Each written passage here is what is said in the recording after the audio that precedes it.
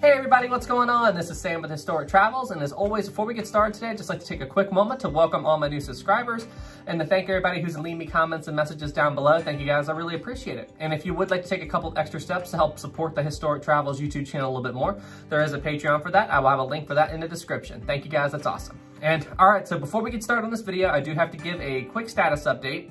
As many of you know, last weekend during my live stream, I accidentally spilled a full cup of tea onto my 2015 MacBook Pro. I've had this computer for that long, and it's been a great computer, and one little accident. And so anyway, initially the only problem I was having with it was the Wi-Fi on the computer wasn't working, so I thought maybe it wasn't as bad of a spill on the computer as I initially thought.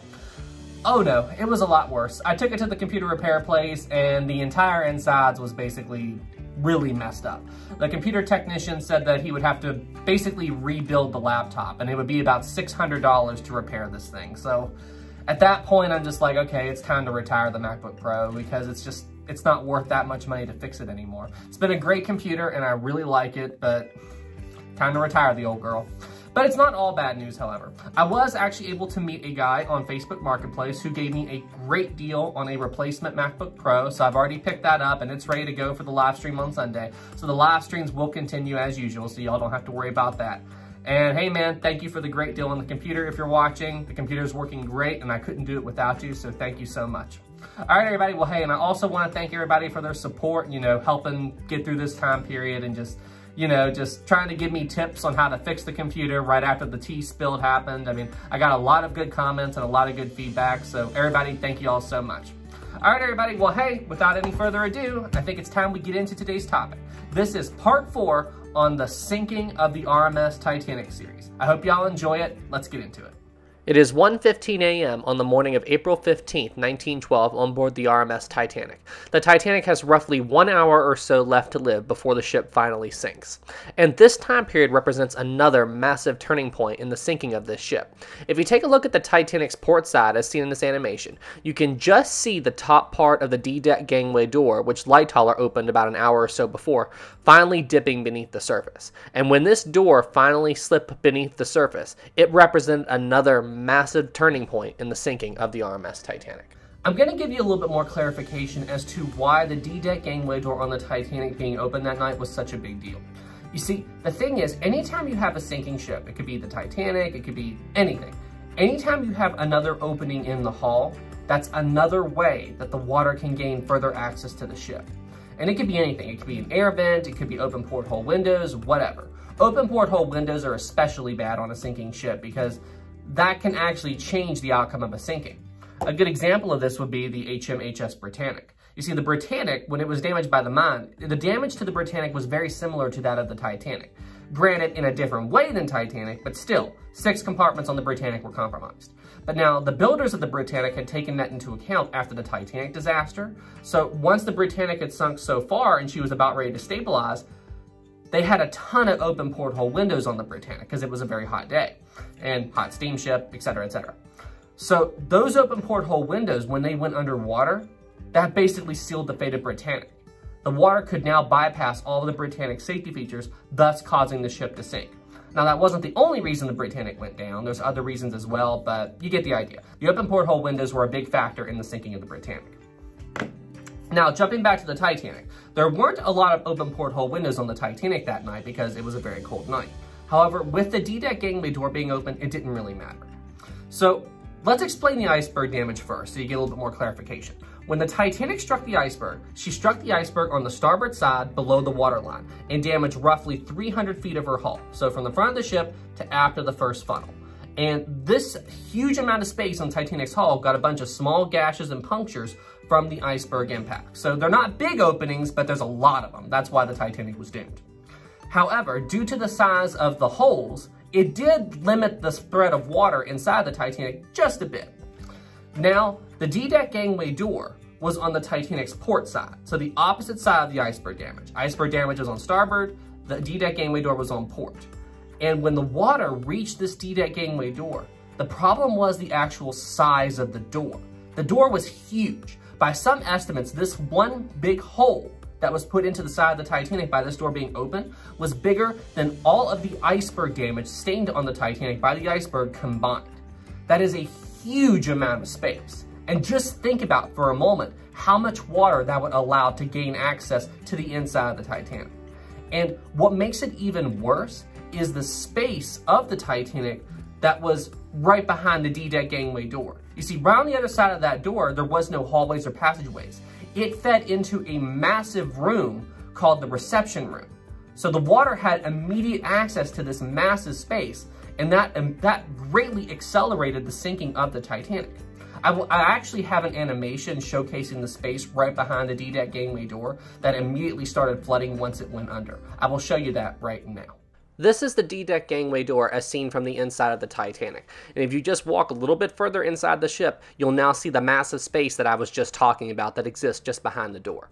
This massive room is called the reception room, and it borders the first class dining room.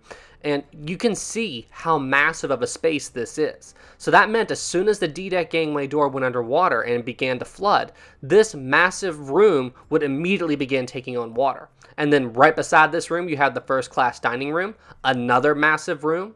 So just think about how much water was able to easily enter the Titanic once the D-deck gangway door went underwater. In this animation, you can plainly see the reception room beginning to flood.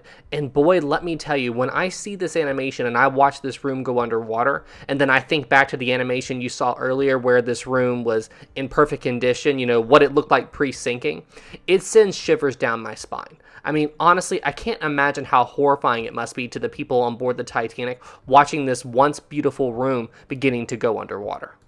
Now, right around the time that the D-deck gangway door was beginning to go underwater, the sinking of the Titanic changed up a bit. You see, right around this time, the Titanic began developing a list to port. Now, in this shot you see right here, the list to port isn't that noticeable yet, but you can kind of see it.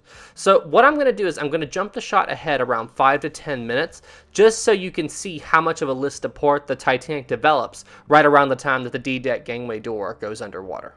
We've now jumped ahead around 15 minutes on board the RMS Titanic, so it's around 1:30 a.m. at this point. And as you can plainly see, the Titanic now has a very sharp list to port, and the D-deck gangway door is completely submerged at this point. So it's amazing how much the sinking of the Titanic has changed in the 15 minutes since the last animation was shown. Now that we've explained the D-deck gangway door in detail and you understand the whole concept around it, I now want to talk about why the Titanic seemed to develop a very strong list to port right around the time that the D-deck gangway door went underwater. And honestly, I think I just answered my own question. I think it's because of the D-deck gangway door that the Titanic developed this very strong list to port right as it went under. And honestly, it makes sense.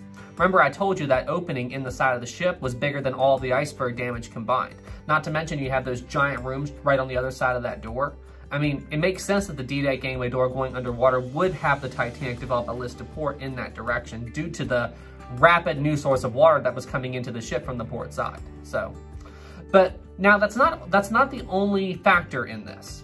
I do think that even if the D-deck gangway door hadn't been opened, the Titanic would have developed a list to port at some point in the sinking. I think the D-deck gangway door being open just accelerated the process. Now, what am I referring to? Well, you see, deep inside the Titanic, there was a passageway called Scotland Road. And this passageway allowed the water to have another way to access further and deeper into the Titanic than it normally could. Scotland Road is a long corridor on board the RMS Titanic located on E-deck of the port side, and this corridor spans most of the length of the ship, allowing the water to have a new way to access even further into the Titanic than it normally could. So here's the thing to remember. Because of Scotland Road allowed the water that was flooding inside the Titanic to be able to traverse further back into the ship than it otherwise normally could. So the easiest way to explain it is like this. So the Titanic is flooding and it's got 6 compartments fully flooded and the water is beginning to flood into the 7th compartment. But because of Scotland Road, before the 7th compartment of Titanic is completely full of water, the water can already begin flooding the 8th and 9th compartments. So do you see what I'm saying? It's like Scotland Road allowed the water to have further access to the Titanic than it otherwise normally could. The water didn't have to wait for whatever compartment was flooding to be completely full before it could traverse further back inside the Titanic. And because Scotland Road was located on the port side of the ship, the Titanic would have a tendency to lean in that direction because the water that was flooding the further back sections of the Titanic would be flooding more heavily on the port side than starboard because Scotland Road was channeling the water into the port side. So yes, I think the Titanic would eventually have developed a list to port. However, due to the D-deck gangway door being opened, the process was greatly accelerated. It is now 1:35 a.m. on board the RMS Titanic, and as you can clearly see, the water is now beginning to access the front part of the Titanic's deck. The water is just now beginning to itch its way over the bow of the Titanic, and this is another big turning point in the sinking. Throughout this whole video, we have been talking about how any kind of openings in the Titanic's hull would allow new ways for the water to access further and deeper into the ship. Well, at this point, with the water now itching its way onto the Titanic's bow and coming over the top of the deck, there are even more ways that the water can access the ship at this point. So that means the sinking of the Titanic is only going to accelerate from this point on. All right, everybody. Well, hey, that's it for this video. Thank you all so much for watching. And before you go, I just have one quick thing I do need to make a point. I think someone... Rosie? Rachel? Hey, Sam. Rachel, what are you doing here? So before you end this video, I got you a cup because I know you spilled your tea on your last laptop. So you will not spill anything with this cup that I got you. Is that a sippy cup for kids? Yeah, it's for you. Alrighty, I'm out of here. Thank you, sis. Okay, yeah, I'm not going to use this. All right, everybody. Well, hey, thank you all so much for being here. And thank you all so much for watching. And I'll see you in the next one. Have a good night, everybody.